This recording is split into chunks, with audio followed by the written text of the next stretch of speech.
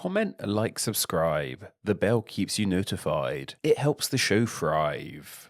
People love naming things. We name our children, pets, even our homes. Anything we feel has a degree of personality, more often than not, receives a name somewhere down the line. This love of naming things even traverses into the world of transportation. We love naming the various vehicles we use to navigate our globe. Cars are a great example of this. While all widely manufactured cars come with a model name and a make name, some people like to take it a step further by giving their car a more personal name to which they refer to it as. Apparently the most popular name people give cars, at least here in the UK at least, is Betty. Make of that as you wish. These names for cars don't normally amount to much either.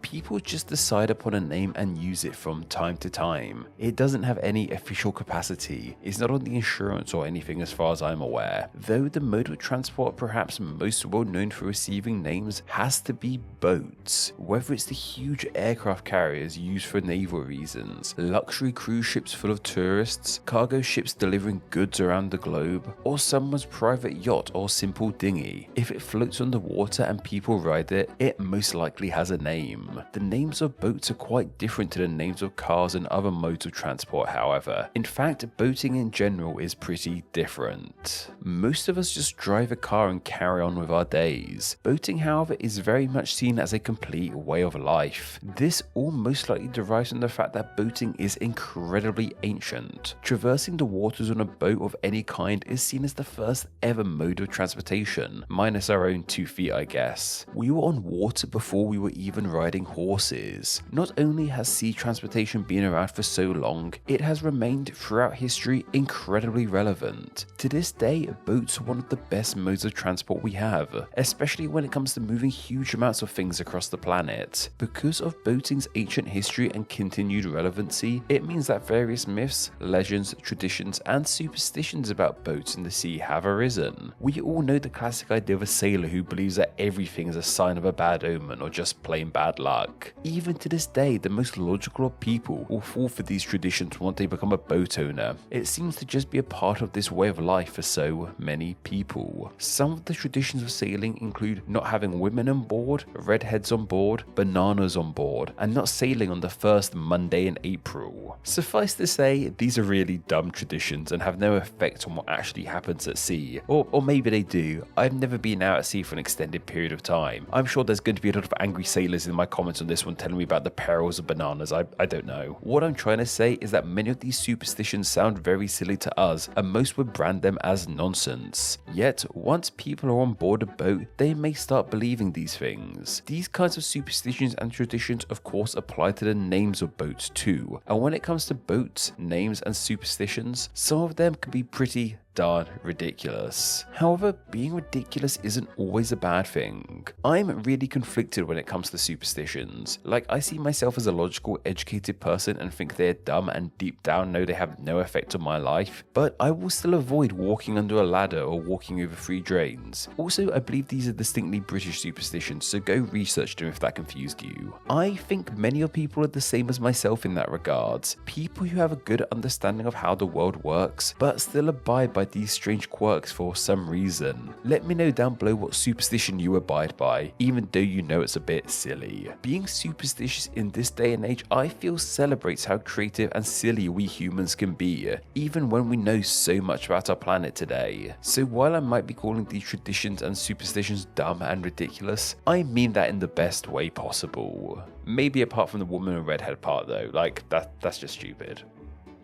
Anyway, superstitions around boat names start right at the very beginning with the initial naming of the boat. The first question ought to be who actually gets to name the thing. Well, by and large, this seems to simply be answered with the owner. If you own a boat, you're allowed to be the one to name it, though I imagine many owners sometimes like to pass that honor on to someone like a friend or family member. Famously, the decision to name a boat was once given to the public to vote on, and naming competitions haven't ever really been the same since. That's definitely a conversation for another time, however. It seems one of the biggest exceptions to the boat owner being the namer comes in the US military. Names for ships in the US Navy have traditionally been chosen by the Secretary of the Navy under the direction of the US President, with rules put in place by Congress. But I guess the Secretary of the Navy is the owner of these ships in some sense. I don't quite imagine they pay for the ships out of their own pocket, but if you're running the Navy, I guess logically you own those boats. The primary reason boats were given names in the first place is the same reason we give pretty much everything a name, for identification reasons. If you have a fleet of ships, it's easy to communicate which one you are specifically talking about by giving them individual names, for one example. It has since gone way beyond identification reasons, however. Sailors seem to grow really attached to their boats and see their vessels as companions with their own personalities and quirks. As mentioned, it's human nature for us to name things which we see as being so full of life. Naming ships, however, is way more than just for identification and personal reasons. This is where those weird traditions come into play. It's believed that boats were initially given names out of fear, that most likely being a fear of the sea. This is pretty understandable in all honesty. The sea can be incredibly violent. Even our most modern and advanced ships can be sunk by a fierce storm. So imagine sailing across the sea in an ancient boat. Ancient civilizations like the Romans, Greeks, and even Egyptians tended to name their boats after their gods. This was in the hope that by bestowing their boats with the name of a god, it would mean that that god would protect them during their time out at sea from things like fierce storms, invaders, or even unknown creatures. As I've said, this is all very superstitious, and it might sound pretty silly to us. We know now that in no way is slapping the name of a god onto the side of a boat going to have any impact on the churn of the sea. Yet in the time of omens and myths, superstition is sometimes the only thing people had for protection. What's interesting is that initially it was primarily the names of goddesses people used for boats. This then expanded into names of powerful and important women in general, e.g. queens, other royals, and female saints, before opening up wider to female names in general. Now it is seen as the tradition to give boats a female name, though this is one of the traditions that hasn't been as upheld, it would seem, as boats these days have a wider variety of names. This is also partially the reason why it's believed that boats are referred to as she, but it's definitely not the whole story. Why boats even have a gender at all is something I want to cover in a whole video unto itself one day. What I will say on the matter now, however, is that it isn't simply a misogynistic thing of men wanting to be on top of women or objectifying them or anything like that. I mean, I'm sure there are men out there who have given boats female names for these reasons, but they are the exceptions, aka big weirdos. But yes, the initial naming of a boat is steeped in the superstition that without a name, your boat would become just another wreck at the bottom of the ocean. In fact, one of the biggest superstitions for sailors is just how unlucky it is for a boat to not have a name at all. Even the most feared of pirates gave their boats names. Heck, even ghost ships have names. It has also been considered bad luck to give your boat an arrogant or boastful name that might tempt the gods. Dubbing your boat the Unsinkable or something might incline Poseidon into sinking it just to teach you a lesson. As I said earlier, the names of these boats in reality have no effect on the sea itself, yet people still play along with these traditions. I mean, I guess it doesn't help that the most famous boat to ever sink was called the Titanic, a name heavily linked to the strength and might of the titans of ancient Greece. And of course, you can't just simply name a boat and carry on with your day, however. If you hadn't guessed by now, there's traditions and superstitions all around the naming process of a boat too. Traditionally, your boat goes through something known as a naming ceremony. This is something some human cultures do too. Various Native American tribes come to mind for me, but it seems that most people hold a naming ceremony for their boat regardless of their culture. Boat naming ceremonies are something you're probably familiar with. The smashing a bottle of champagne onto the side of a boat is seen in all sorts of films and TV shows. It seems that in actual naming ceremonies there's a lot more to it. Speeches normally made and blessings to the gods or winds for safe passage on the boat are usually given too. Then the champagne is smashed. It all sounds silly, I know, but it seems to be a thing modern boaters do to this day. You really don't want to tick off the sea, that's for sure. Naming your boat in the first place is clearly a huge deal with all kinds of superstitions and traditions, that's for certain. But what if you buy a second-hand boat and want to give it a new, more personal to you name? Or even just years have passed and you don't like the initial name you gave your boat and want to freshen things up? Then, oh boy, you have an awful lot of bad juju coming your way if you don't do things properly. By and large, it is seen as real bad luck to rename a boat at all. But if you really have to, there's more weird traditions and even more ceremonies you ought to go through to avoid annoying the gods. First off, you have to have a denaming ceremony.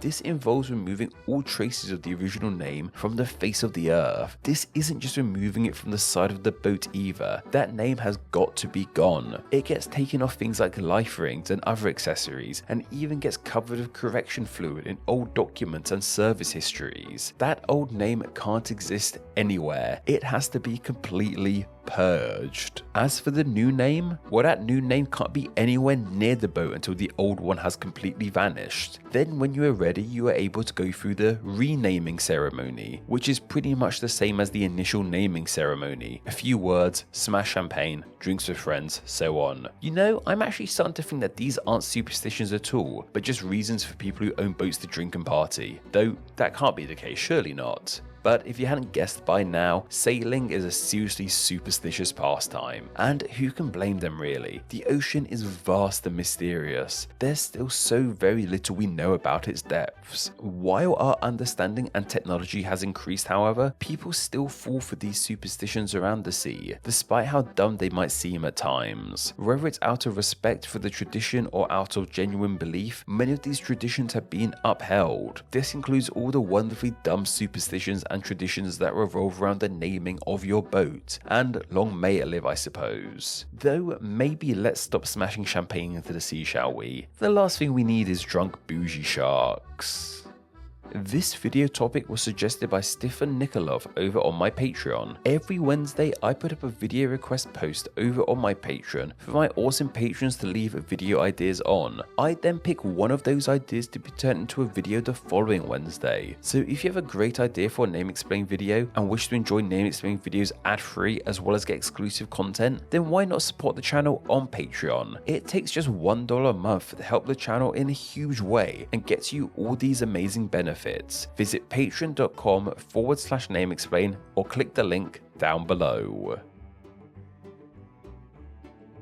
Name Explain depends on viewers like yourself supporting the channel financially on Patreon, so a huge thank you to everyone who does. Donating just $1 a month helps the channel amazingly and gets you bonuses including ad-free videos, exclusive content, and the power to request ideas to be made into actual Name Explain videos. $2 a month gets you all that, plus your name here with all these awesome people. Visit patreon.com/nameexplain or click the link down below to find out how you too can support the channel. Thank you. Thanks for reaching the end of the video. Why not watch another and subscribe to keep up to date on all things Name Explain. You can find myself on Instagram where I'm NameExplainYT, and join the Facebook group Friends of Name Explain to talk with myself and other name nerds. All that will be linked down below. Anyway, I hope you enjoyed this video, and once again, thank you all so much.